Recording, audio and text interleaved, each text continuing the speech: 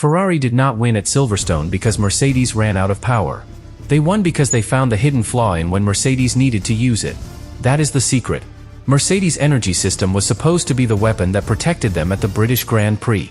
More confidence on the straights. Stronger defense under pressure. Extra deployment when Ferrari got close. But Ferrari discovered the weakness inside that advantage. Energy only works perfectly when you control the timing. So Ferrari took the timing away. Charles Leclerc kept Mercedes under pressure until every choice became expensive.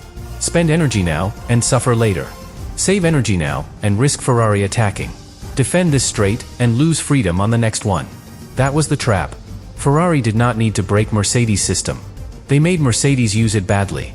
And in a dramatic British Grand Prix, with Leclerc winning, Antonelli's issue changing the race, and the final result shaped by unusual post-race penalties, Ferrari exposed the truth Mercedes did not want the grid to see. Their biggest strength was not invincible. It was conditional. And once Ferrari attacked the condition, Mercedes' advantage started to crack. Subscribe to the channel. To understand Ferrari's hidden discovery, you have to start with a simple idea. An energy advantage is only terrifying when the team using it is calm. That is what Mercedes wanted at Silverstone. Calm deployment. Calm defense. Calm timing. Use the extra energy on the straights. Protect the car when Ferrari gets close. Save enough for the moments that matter. Keep the race under control. That sounds simple. But Silverstone does not reward simple.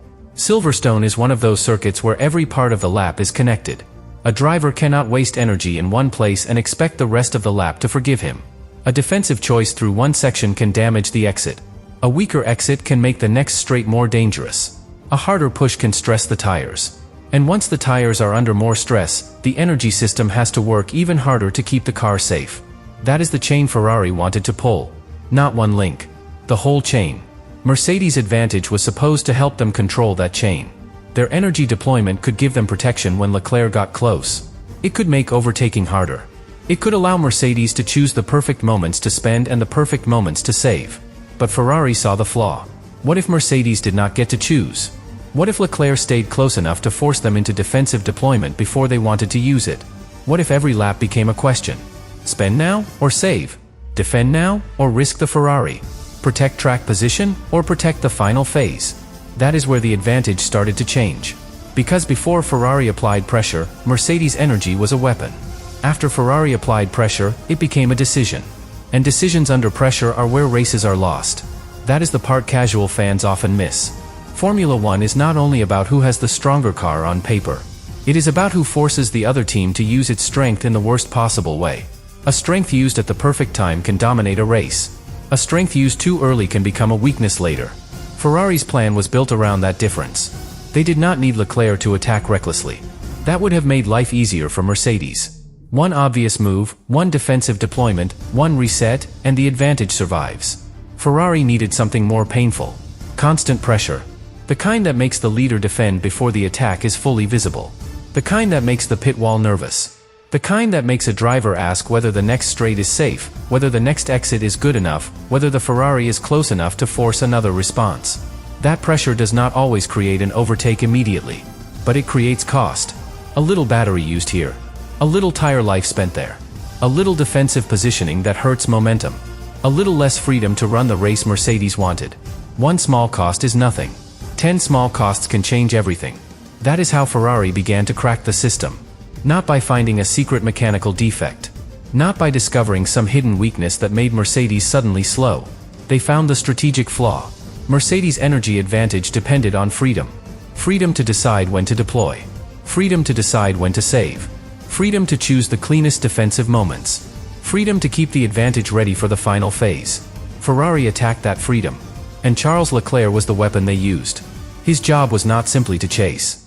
His job was to make Mercedes uncomfortable without destroying his own race. He had to stay close enough to matter, but not so close that he overheated the tires or lost the ability to attack later. That is a narrow line. Too much pressure, and Ferrari hurts itself. Too little pressure, and Mercedes breathes again. Leclerc had to sit in that dangerous middle zone where he was always a threat, but not yet desperate. That is what made the plan work. Because the car ahead does not only defend against the move that is happening. It defends against the move that might happen. And that imagined threat can be just as expensive as a real one. Mercedes had to think about Leclerc before Leclerc arrived. That means Ferrari was already inside their decision-making. That is the first real crack. A team is strongest when it follows its own rhythm. Mercedes wanted rhythm. Ferrari gave them interruption. Every time Mercedes wanted to manage calmly, Leclerc's presence asked another question. Every time they wanted to save energy, Ferrari threatened the gap. Every time they wanted to keep the advantage clean, the race demanded another defensive choice. That is how a powerful system becomes vulnerable. Not because it stops working, because it is forced to work in the wrong moments. Think of it like having a flashlight during a long night. If you use it carefully, only when you need it, you are safe. But if someone keeps making noises around you, forcing you to turn it on again and again, the battery becomes something you start worrying about. The flashlight still works, but now it controls you as much as you control it. Ferrari made Mercedes worry about the flashlight. That is the hidden flaw. The advantage was not only a tool. It was also something Mercedes had to protect. And once a team starts protecting its advantage, the advantage begins to lose its power. Because protection means caution. Caution means compromise. Compromise means opportunity. Ferrari built the race around that opportunity. At Silverstone, the pressure was even more powerful because the track punishes broken rhythm. A car that defends too hard through one section can suffer on exit. A car that deploys energy too early may not have the same punch when the next straight matters. A driver who has to keep checking mirrors may lose the clean mental flow that makes energy management feel natural. Silverstone is not just fast. It is relentless. It keeps asking the car for more. And Ferrari made sure Mercedes had fewer clean answers every time the question came. That is why Leclerc's eventual victory mattered. The available source confirms he won a dramatic British Grand Prix, in a race shaped by Antonelli's issue and an unusual post-race penalty context. So this was not a quiet, straightforward race where Mercedes could protect every variable perfectly. It was unstable. And unstable races reward the team that has already made the rival uncomfortable. Ferrari did that before the decisive moment arrived. They turned Mercedes' strength into a resource under pressure. They made the energy advantage less clean. They forced the timing to become messy. And once the timing became messy, the advantage was no longer the same advantage. That is the core of Block 1. Ferrari did not crack Mercedes by overpowering them. They cracked Mercedes by changing the question. Instead of asking, how strong is Mercedes' energy system? Ferrari asked, what happens if Mercedes has to use that energy before they want to? That question changed the British Grand Prix. Because Mercedes could still have energy. They could still have deployment. They could still have the weapon.